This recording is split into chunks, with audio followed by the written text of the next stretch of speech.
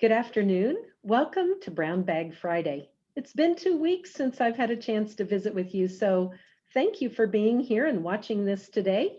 And it's a gorgeous day, and spring break is coming up, so we've got a lot of good things happening. I wanted to share with you just some of the information from the Board of Trustees meeting that happened in February.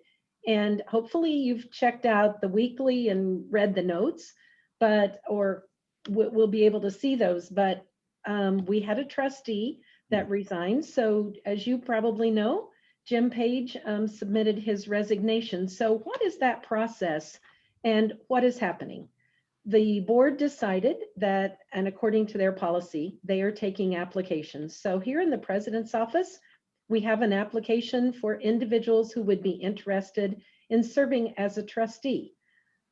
They need to live, the primary condition is that they live within the taxing district. And as you probably know, that is Pettis County, Benton County, and the Otterville School District primarily, but there are some particulars with that. So they can call in and Jolynn talks to them about how they can confirm that they live in our taxing district.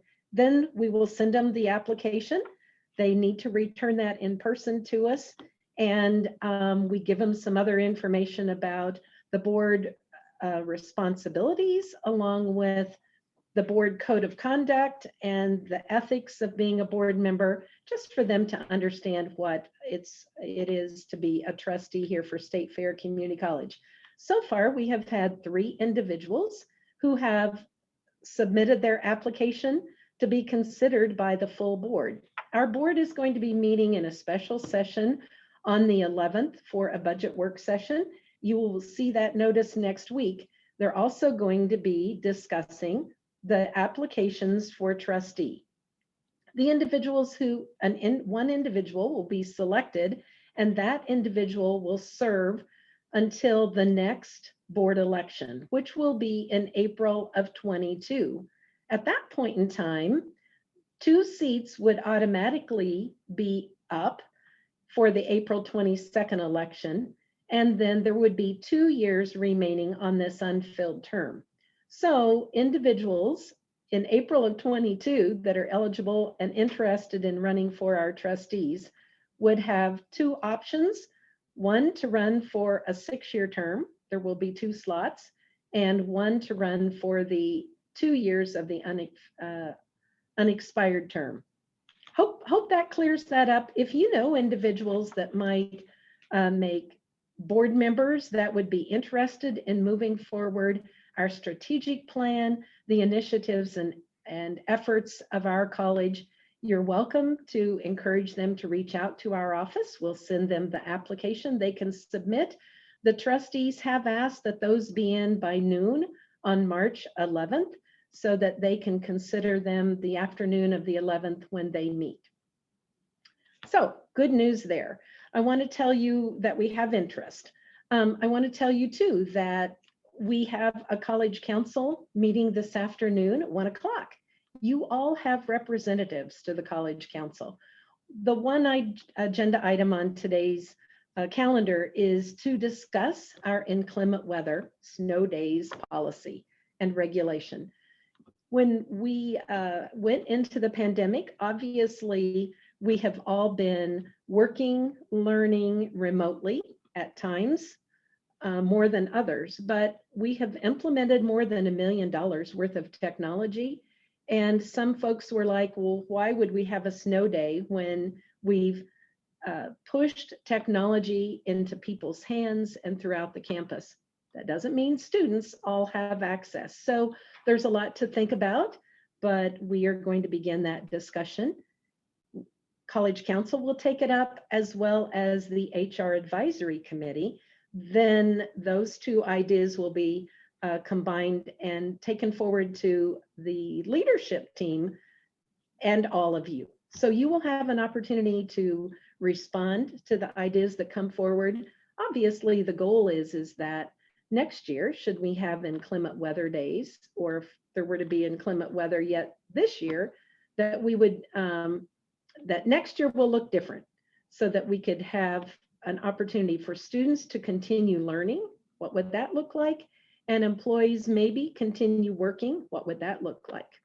So stay tuned for the revisions to that.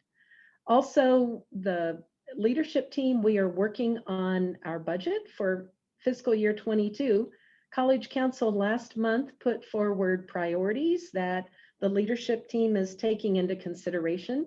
One being that if at all possible, to hold the line on a tuition and fee increase. So their priority was that there would be no tuition and fee increase if we could put together a balanced budget without that.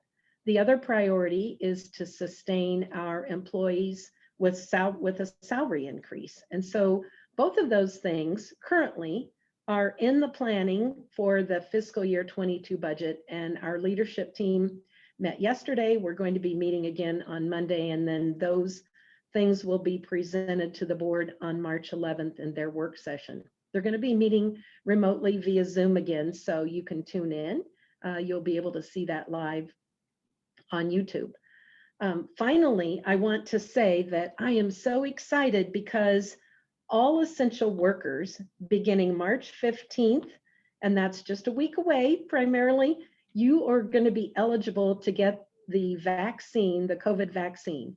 And the governor is pushing really hard to get our state vaccinated.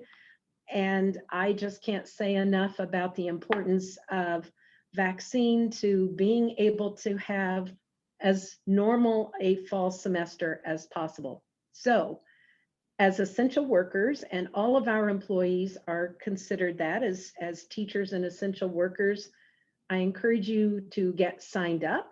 I actually got my second vaccine a week ago, and so I'm 1 week past the second shot. And once you get 2 weeks past, then things change so that if you were to have a direct exposure to someone that has COVID, you won't have to quarantine as long as you don't have any symptoms, and that goes for the next 3 months. So I just want you to know, if you have kind of been on the fence, go out and watch Dolly Parton sing her vaccine to the tune of Jolene, Jolene. And that'll make you smile for one thing, but it will also say, you know what, let's give it a try. So I encourage you to do that. We want to have as normal a fall semester as possible. Things have been tracking in the right direction. If you go look at our COVID dashboard, it had all zeros at one point in time, but there may be 1 or 2 there. But the good news is that we're heading in the right direction. So we're going to continue wearing masks. We're going to continue social distancing throughout the summer. And hopefully we will have a great rollout here of the vaccine for essential workers, and after that, all by the end of May. Thank you. Have a great time this weekend. It's going to be beautiful, I hope. And we're all gearing up for spring break, which is just a week away. Thank you very much for joining us today for Brown Bag.